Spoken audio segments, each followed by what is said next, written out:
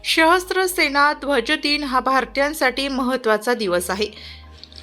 या दिवसापासूनच लष्कराच्या तिन्ही दलाचे प्रतीक असलेला ध्वज प्रदान करून या निमित्ताने ध्वज दिन निधी संकलनाला सुरुवात होते. वर्ष 2023-24 मध्ये 154% ध्वज दिन निधीची उद्दिष्टपूर्ती झाली असून यात जिल्हावासियांचे भरीव योगदान आहे, असे प्रतिपादन जिल्हाधिकारी जलज शर्मा यांनी केले. नियोजन भवन जिल्हाधिकारी कार्यालय ते सशस्त्र सेना ध्वज दिन 2024 शुभारंभ कार्यक्रम झाला. यावेळी जिल्हाधिकारी शर्मा बोलत होते.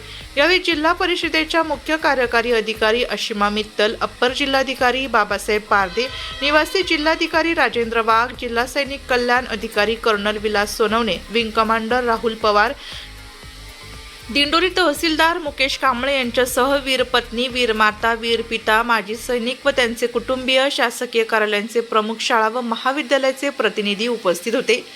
जिल्ह्याला सन 2024-25 करिता ध्वजदिन निधीचे ₹1,32,17,195 इतके उद्दिष्ट देण्यात आले असून सर्वांच्या सहकार्याने वेळेच्या आत पूर्ण होईल अशी आशा जिल्हाधिकारी शर्मा यांनी व्यक्त केली. जिल्हा सैनिक कल्याण कार्यालय नाशिक मार्फत वर्ष 2023-24 मध्ये एकूण 2,451 लाभार्थ्यांना ₹5,63,577 इतके आर्थिक मदतीचे वाटप करण्यात आले. तसेच 163 माजी सैनिक, विधवा पत्नी यांना रोजगार, नोकरी, पेन्शन मिळवून देऊन पुनर्वसन केले गेले असल्याची माहिती जिल्हा सैनिक कल्याण अधिकारी कर्नल सोनवणे यांनी दिली.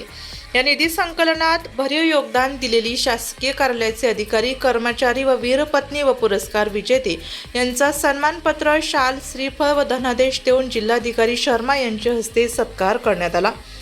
नाशिक लोकशाही न्यूज ब्युरो रिपोर्ट.